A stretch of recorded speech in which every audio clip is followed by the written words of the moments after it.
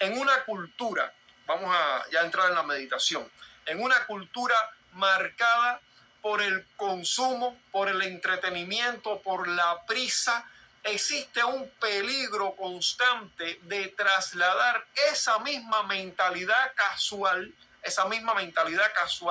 a la casa de Dios, o sea, a la reunión del culto público en el día del Señor.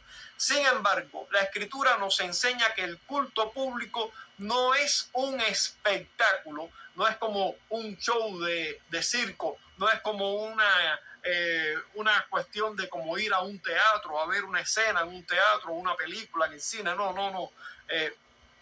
El culto público no es eso. El culto público no es un espectáculo al que asistimos como espectadores, ni tampoco es una reunión informal cualquiera, una reunión informal como las que pudiéramos tener con cualquier persona en un momento determinado. Vamos a sentarnos a tomar un café en un lugar. El culto público no es eso.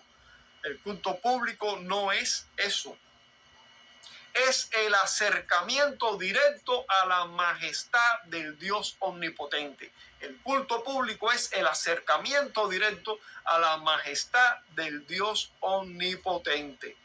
Para que nuestra participación en el día del Señor, o sea, en el culto público, en el día del Señor, sea agradable a sus ojos, debemos cultivar una disposición interior caracterizada por el respeto, la solemnidad y la reverencia hacia lo sagrado. En primer lugar, el temor reverente en la presencia de Dios. Hablábamos ahorita, hace un momento, de agradar a Dios con temor y reverencia. El temor reverente en la presencia de Dios. El Dios al que adoramos no es una idea abstracta. Dios no es la idea de nuestra imaginación. Dios es el creador del cielo y de la tierra. Dios es el creador del universo. Dios es el creador de cuanta cosa existe en este mundo, en este universo en general. Dios es el creador, el rey de todo este universo, el señor de todo este universo. Así que Dios no es una idea abstracta en nuestra imaginación. No es un ser común. Es el Rey de Reyes, el Santo de Israel. Y como lo declara el autor de los Hebreos, es un fuego consumidor. En otro lugar, en la carta a los Hebreos, capítulo 13, si no me equivoco, dice: horrenda cosa es caer en manos del Dios vivo. Horrenda cosa es caer en manos del Dios que es un fuego consumidor. Horrenda cosa. O sea, Dios no se anda de bromas. Dios no se anda de bromas cuando se trata de su día santo, cuando se trata de la santidad, cuando se trata de la comunión, cuando se trata del amor que le debemos, del respeto y la reverencia que le debemos. Dios no se anda de bromas con estas cosas. No se anda de bromas con estas cosas. Sencillamente no tolera este tipo de mal comportamiento, este tipo de malas conductas, de malas actitudes. Dios no las tolera. El hecho de que Dios no nos haya fulminado cada vez que incurrimos en estas desobediencias se debe a su gracia y a su paciencia, pero no a la tolerancia. No es que Dios lo tolere, es que sencillamente Dios ha dispuesto tener gracia y tener paciencia con nosotros, pero no es tolerancia. No confundas la gracia de Dios con tolerancia por el pecado. ¿Sabes por qué muchas veces los creyentes en su vida común participan de agradarse a sí mismos en cosas mundanales, en cosas que son ofensivas a la santidad de Dios? Porque confunden gracia de Dios con tolerancia. Confunden gracia de Dios, confunden la misericordia de Dios, la confunden con tolerancia, como que Dios tolera estas cosas. Dios no las tolera. No las tolera. Todas estas cosas, y aquellos que las practican van a terminar en el infierno de fuego, van a terminar bajo la ira de Dios por la eternidad, porque Dios no las tolera. No las toleras, no te engañes más y deja de confundirte con estas cosas. La gracia de Dios, la paciencia de Dios, la palabra de Dios nos enseña que la paciencia de Dios y la misericordia de Dios nos guían al arrepentimiento. Nos guían al arrepentimiento. Eso es lo que enseña la palabra de Dios. La palabra de Dios no enseña que Dios tolera ese mal comportamiento. No significa que Dios tolera nuestra indisciplina, nuestra desobediencia, nuestros pecados, nuestros ídolos. Dios no los tolera. No los tolera. Sencillamente ha decidido tener misericordia y tener paciencia con nosotros. Pero la palabra de Dios nos enseña que esa misericordia y que esa paciencia nos guía al arrepentimiento. Al arrepentimiento. No es tolerancia, no es tolerancia. ¿Sabes por qué vives disfrutando de mundanalidades y de carnalidades? Porque estás confundiendo la gracia y la paciencia y la misericordia de Dios con tolerancia, como que Dios tolera esas cosas, como que a Dios no le interesa, como que Dios no es tan estricto. Estás confundiendo y eso te puede costar muy caro, porque acabamos de leer que Dios es fuego consumidor y acabamos de recordar que el mismo escritor de los Hebreos también dice que horrenda cosa es caer en las manos del Dios vivo. Entonces, no confundas gracia, paciencia y misericordia con tolerancia, porque no lo es. No lo es. Entonces debemos agradar a Dios con temor reverente en su presencia. El Dios al que adoramos no es una idea abstracta, no es un ser común, es el Rey de Reyes, el Santo de Israel, el creador de todo el universo y de todo lo que existe. Y como declara el autor de los Hebreos, un fuego consumidor.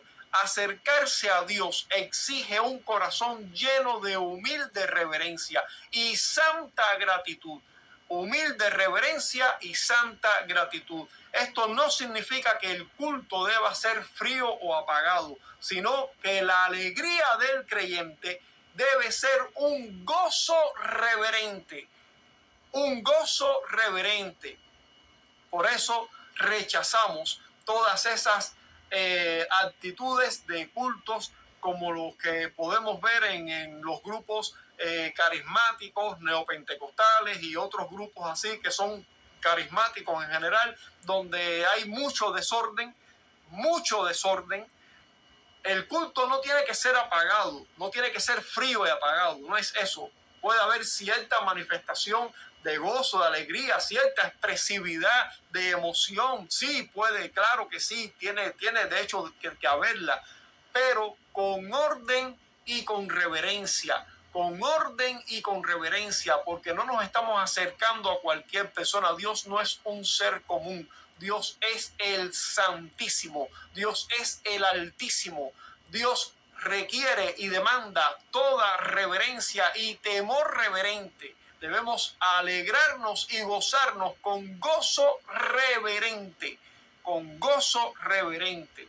Consiste de, conscientes de la santidad del Dios al cual nos estamos acercando. Debemos ser conscientes de la sublime santidad del Dios al cual nos estamos acercando. ¿Recuerdan cuando Israel sale de Egipto y llega allí al monte Sinaí? Y dice que en el monte Sinaí Dios se manifestó en trueno, en oscuridad, en rayos, en fuego, en humo. El escritor de los Hebreos recoge una expresión que Moisés dijo en aquel momento, que no está registrada en el libro de Éxodo, en los libros de la ley, no está registrada allí, solo se registra en la carta a los Hebreos, pero el Espíritu Santo que inspiró toda esta escritura nos lo reveló en la carta a los Hebreos, que Moisés dijo cuando vio la manifestación de Dios en el monte Sinaí, de todas esas expresividades, rayos, fuego, humo, temblor de tierra, terremoto, en fin, y el propio Moisés dijo: estoy espantado y temblando, estoy espantado y temblando delante del Dios Santo. Debemos recordar quién es este Dios al cual nos estamos acercando. Por lo tanto, debemos gozarnos en el culto público. El culto público no tiene que ser frío y apagado, no. Puede haber manifestación de gozo, alegría, sentimientos, sí, pero con el debido orden, recordando que ese gozo, que esa alegría tiene que ser con reverencia, porque Dios es fuego consumidor, porque Dios no se anda de bromas cuando se trata de su santidad, y nos estamos acercando al Dios que es sublimemente santo. Por lo tanto, te puedes gozar, debes gozarte en el Señor. La Biblia dice que el gozo del Señor nuestra fortaleza es. Eso está en el libro de Nehemías. Entonces, sí hay gozo en el Señor, pero gozo con reverencia,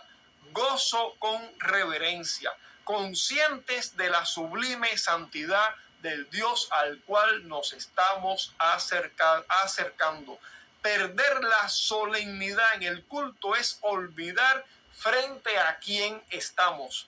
Perder la solemnidad en el culto es olvidar quién es el Dios delante del cual nos estamos presentando.